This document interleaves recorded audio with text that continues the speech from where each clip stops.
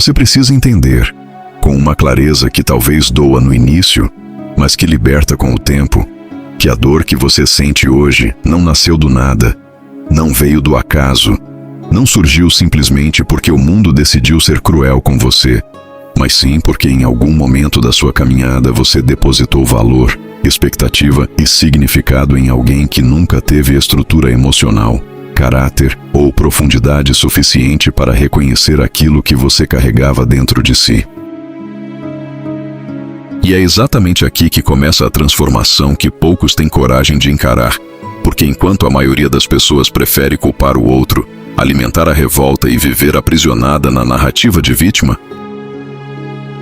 o estoicismo te convida para um caminho muito mais desconfortável e ao mesmo tempo infinitamente mais poderoso, que é assumir a responsabilidade sobre aquilo que você permite que te afete, não porque o erro foi seu, mas porque a sua paz não pode continuar sendo refém da limitação emocional de outra pessoa.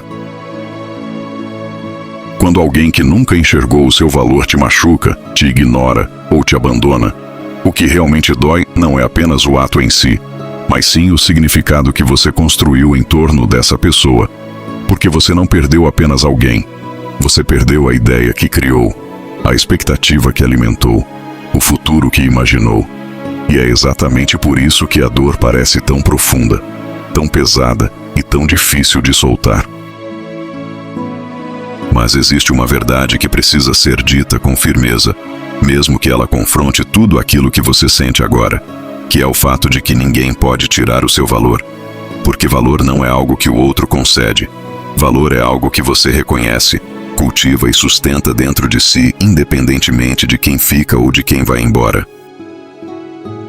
Epictetus ensinava que não são os acontecimentos que nos perturbam, mas sim a forma como interpretamos esses acontecimentos. E quando você começa a aplicar isso na sua vida, você percebe que a dor que ainda permanece dentro de você não está ligada à pessoa em si, mas à narrativa que você insiste em manter viva, como se aquele episódio definisse quem você é ou o quanto você merece. E talvez uma das coisas mais difíceis de aceitar seja o fato de que algumas pessoas não te feriram porque você era pouco,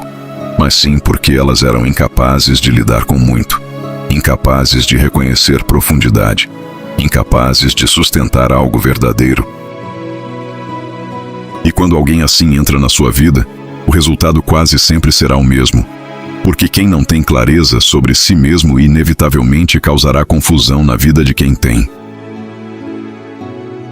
Marcos Aurelius escrevia para si mesmo, em momentos de solidão e reflexão, que a melhor vingança é não se tornar aquilo que te feriu. E isso carrega um peso enorme quando você entende que a sua dor pode te transformar em alguém amargo, desconfiado e fechado. Ou pode te levar a um nível de consciência onde você escolhe crescer, aprender e seguir sem carregar aquilo que não te pertence mais. Existe uma diferença profunda entre sentir dor e se tornar a dor. E muitas pessoas cruzam essa linha sem perceber, porque começam a se definir pelo sofrimento, começam a repetir histórias que reforçam a própria ferida e acabam criando uma identidade baseada naquilo que viveram. E é exatamente isso que o estoicismo te ensina a evitar, porque você não é aquilo que fizeram com você, você é aquilo que decide fazer a partir disso. E quando você olha para essa situação com maturidade emocional,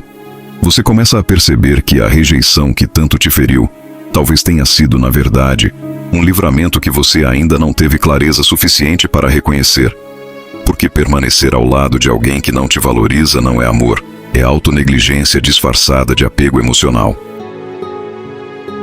Sêneca dizia que sofremos mais na imaginação do que na realidade, e isso se manifesta claramente quando você revive mentalmente tudo aquilo que aconteceu, quando você cria cenários, quando você se pergunta o que poderia ter feito diferente, quando você tenta encontrar lógica em atitudes que nasceram da imaturidade de outra pessoa, e nesse processo você se prende a algo que já acabou, como se ainda houvesse algo a ser resolvido. Mas a verdade é que nem tudo precisa de explicação, nem tudo precisa de fechamento, Nem tudo precisa fazer sentido para que você consiga seguir em frente, porque existem capítulos da vida que só se encerram quando você decide parar de reler a mesma página esperando um final diferente. A dor de quem nunca te deu valor carrega uma lição silenciosa, profunda e transformadora, que é a necessidade de você desenvolver um senso interno de validação, onde o seu valor não depende do olhar do outro, da aprovação do outro ou da permanência do outro, mas sim da forma como você se enxerga, se respeita e se posiciona diante da vida. E quando você começa a construir isso dentro de si,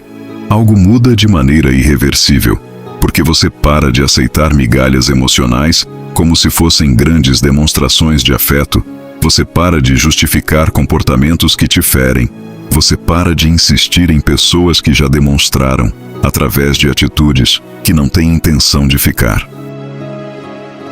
Existe uma liberdade imensa em entender que você não precisa convencer ninguém do seu valor, porque quem realmente enxerga não precisa ser convencido, e quem não enxerga não será convencido. Não importa o quanto você tente, porque a limitação está no outro, não em você. E talvez a maior virada de chave aconteça quando você entende que seguir em frente não é esquecer, não é fingir que não doeu, não é apagar a história, mas sim deixar de carregar aquilo como um peso constante, permitindo que a experiência se torne aprendizado em vez de prisão emocional.